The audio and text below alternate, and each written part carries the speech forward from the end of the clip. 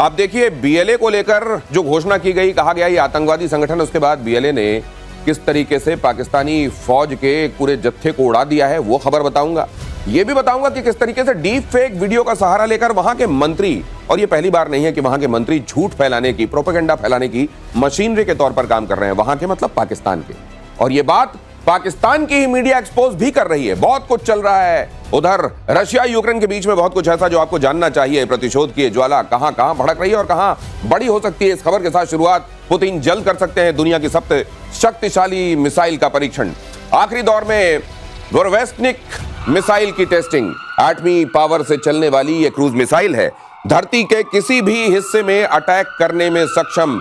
एटमी power से चलेगी। अब एटमी पावर से चलने वाली पनडुब्बियों के बारे में आपने सुना है, एटमी पावर से चलने वाली एक मिसाइल, तो फिर क्या ये चक्कर ही काटती रहेगी जब तक इसको निशाना इसका ना मिल जाए? क्या है इस मिसाइल में खास, और क्या इस तरह की मिसाइल डेवलप करने में रशिया सबसे आगे हो गया है? क्या ये पायनियर हो गया है? मेरे साथ है मार्शल पीके श्रीवास्तव जुड़ रहे हैं और जनरल के सिन्हा मेरे साथ इस चर्चा में जुड़ रहे हैं। बहुत स्वागत है सर आपका।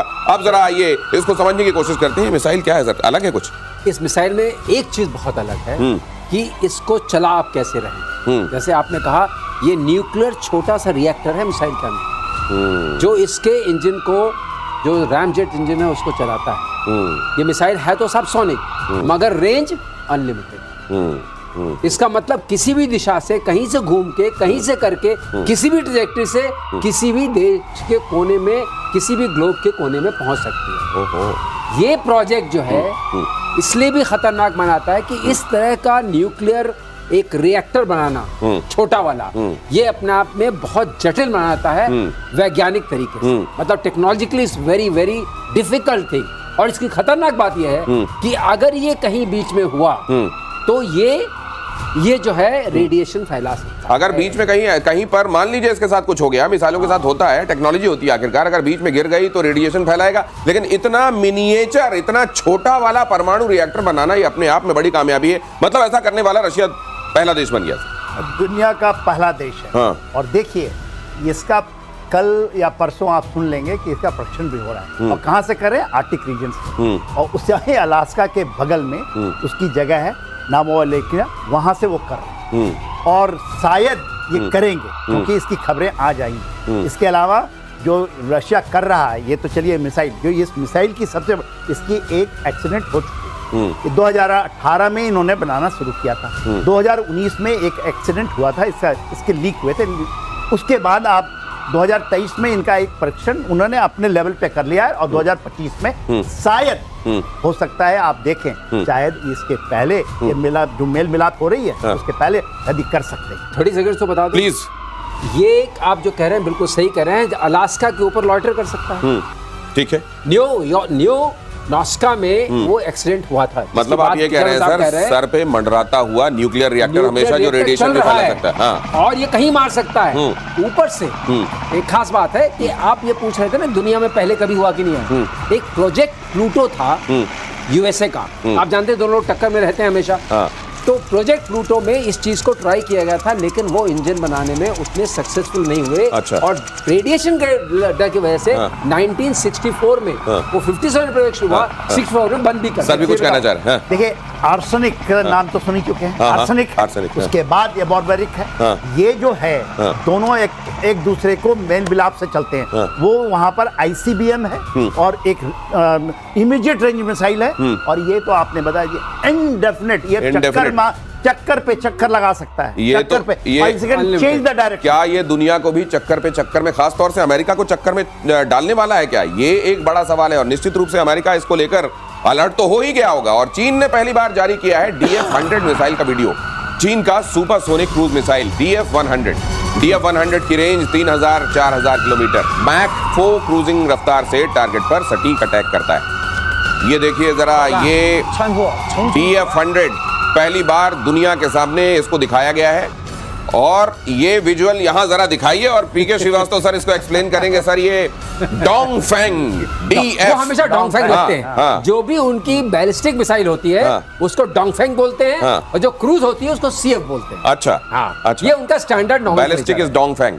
हाँ, बड़े अपने आप में नाम ही खतरनाक लगे सुनने में। आदमी डर जाए। बिल्कुल सही बात है। तो ये क्या है सर? ये तो लग रहा है जैसे कोई ऐसा है, इन्होंने गुआम को रेंज में डाल दिया है। अच्छा अच्छा अच्छा अच्छा अच्छा, अमेरिका गुआम को रेंज में डाल दिया है। और गुआम में क्या है उनका, आपके स्ट्रेटेजिक बॉम्बर्स हैं। वो B2 जो गया था, जिसने जी ईरान को दहलाया था। मिडनाइट में हैमर चलाया था। फोर्दो पे जिसने अपना GU-57 फोड़ दो कर दिया था। GBU-57 डाला था, तो इसको रेंज में ला दिया है। अच्छा, उधर से टैरिफ की मारपीट चल रही है, तो इधर चाइना ने दिखाया भाई हमारे पास डोंगफेंग 100 है। अब आप भी हमारे जद में है, ये मत समझिए। That's called balancing. China is also trying to balance on all fronts.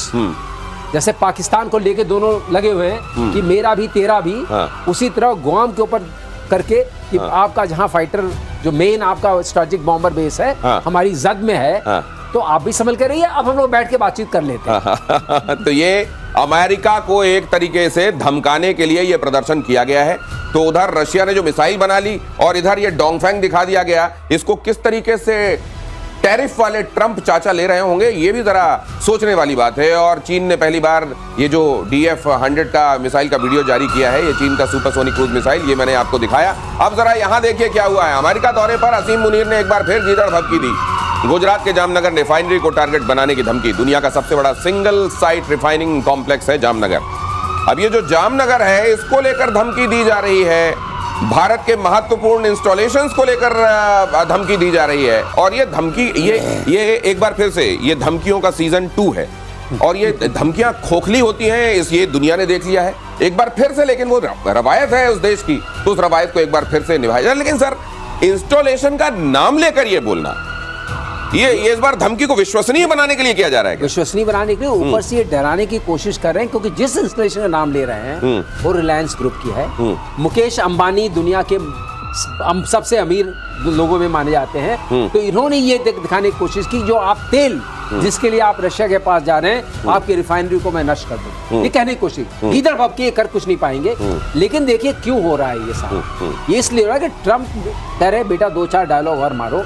मेरी मीटिंग वहां भी होने वाली है, और शायद अब उनकी मीटिंग प्राइम मिनिस्टर मोदी से भी होने वाली है। ये उससे पहले का माहौल बनाया जा रहा है। आपके पास कुछ होते हैं ना फ्रंट स्टेट, जिसको ये बोलते हैं प्रॉक्सी स्टेट बोलते हैं कुछ लोग बोलते हैं कि ये हमारे पेट स्टेट्स हैं। तो ये पेट स्टेट से कुछ कहलवाया जाता है। और ये ऑप्टिक्स करना, ये उनकी, तो आप जानते हैं जो हम उनकी प्रेसिडेंट ट्रंप की आदत में है कि तुम लोग बोलना शुरू करो। क्योंकि जब वो नोबेल पीस प्राइज लेना चाहते थे, तो किसने बोला।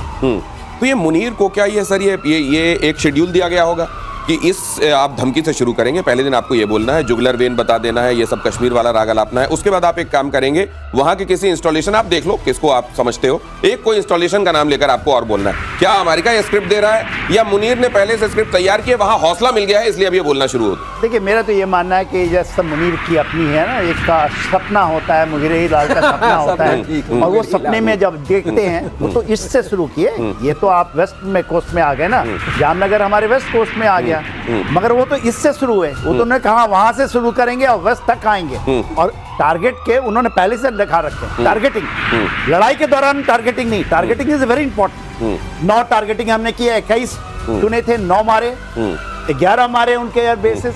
मगर ये टारगेटिंग तो ऐसे करेंगे, मगर जब होगा तो खुश, क्योंकि वो रॉकेटें चलने वाली नहीं है। जो भी आपने डोंगफेंग कहा, अग्नि 5 इससे बढ़कर है, हमने उसका नहीं कंपैरिजन किया। अग्नि 5 सुने ना, अभी उसका टेस्ट हुआ है। नहीं सर, मुझको ये लगता है जब काटने वाले दांत होते हैं ना, तो आप उतना दिखाते नहीं जी। जब आपके दिखाने वाले दांत होते हैं, काटने वाले नहीं होते हैं, चबाने वाले नहीं होते हैं, केवल दिखाने वाले होते हैं, तब आप जनरली। लेकिन आई वांट टू से वन थिंग प्लीज, जब असली लड़ाई हुई तो मुनीर कहां थे ये बताइए? कितनी बार आपने बंकर के अंदर थे। ये वही बंकर वाला मुनीर है। बंकर वाले फील्ड मार्शल है ये बंकर, और ये इनकी जो फील्ड है वो बंकर के अंदर रहती है। ये उस तरह की फील्ड मार्शल। हमारी एक फील्ड फायरिंग होती है, जब हम लोग फील्ड फायरिंग करते हैं तो हम भी बंकर में चले जाते हैं। जैसे फायरिंग खत्म होती है, हम एक लाल झंडा लेकर निकल कर खड़े होकर ऐसे होते हैं, क्योंकि आपको ये होता है कि कहीं आपके ऊपर भी गोले नहीं गिरे।